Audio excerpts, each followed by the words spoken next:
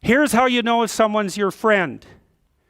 A, you can tell them bad news and they'll listen. They won't tell you why, you're stupid and why that bad thing happened to you and how something worse happened to them once and, derail the whole conversation. You can actually tell them bad news and they'll listen. So that's a good thing. And then this is a weirder thing. You can tell them good news and they'll help you celebrate.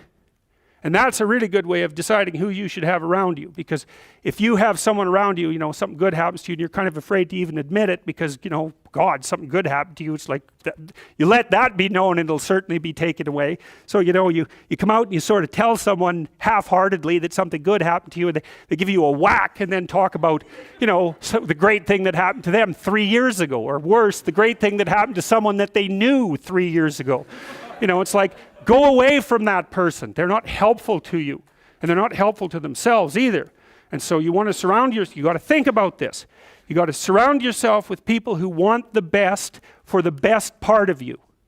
You can hang around with weasels and losers that are trying to pull you down to justify the fact that they're spiraling downhill as well. And the upside of that is you don't have to have any responsibility and you can all whine about how wretched life is, so that's pretty attractive. But I would say it's also a bad medium to long-term plan.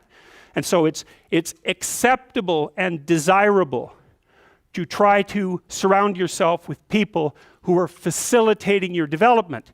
And you might say, well, I've got people around, I know them well, they're not doing that well and they don't fit into that category. It's like, what's your point? What are you going to do with them exactly? If they'll listen and cooperate with you and move towards a better future, great. If they don't pay any attention and they keep doing the same damn things over and over and they're not going anywhere and it's painful, then maybe the proper thing to do is say, you just have your misery. I'll go off and have my life. And maybe you'll wake up at some point in the future and think that's a better way of being. Because just putting up with it is, they call that enabling, right?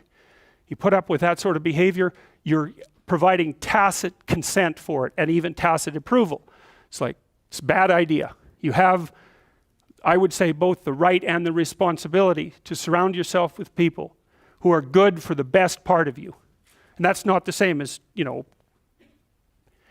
I don't have to elaborate on that. You can figure out what that means. Skills, that's another thing you can do if you want to increase your probability of success.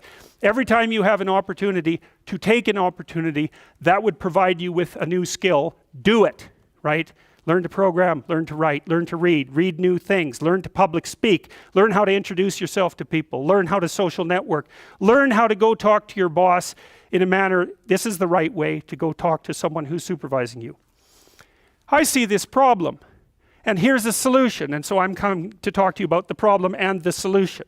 It's like that person is going to want to talk to you a lot. It's like because the other people they're talking to are going to come and say, I've got a problem.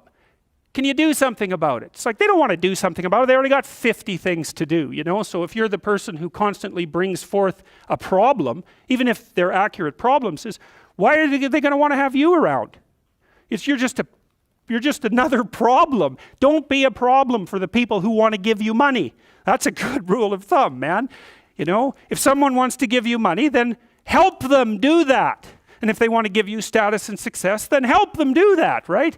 And you do that in part by bringing them solutions, and partly you do that by developing your skills. And so if things aren't going very well for you, this is also a good way of evaluating an opportunity. Should you take an opportunity? Well, here's the rule.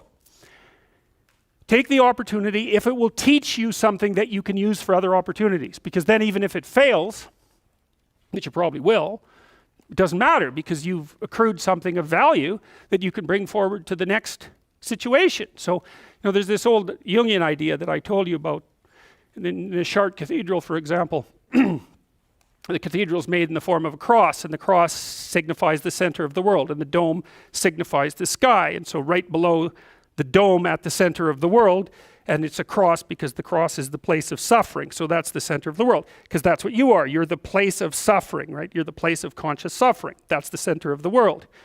And so inscribed on the floor is a maze, and it's a big maze, and it's a mandala, and there's a kind of a flower-shaped resting place right in the center.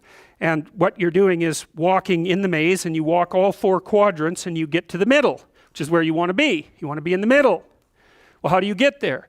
You walk everywhere. And what does that mean? It means every bloody time you're offered an opportunity, take it and develop your skills. And that's better than wealth, by the way. In fact, it actually constitutes wealth, because wealth constitutes what you have when someone takes all your money away, right? That's real wealth. And so the way that you build up that sort of wealth is you turn yourself into someone who's competent in multiple directions. And you can be doing that all the time, right? Especially with the kind of technology that you people have access to. I mean, you can learn anything you want whenever you want. So what a good deal that is, man. And so there's easy fruit hanging that you could pick, and I would recommend that you do that.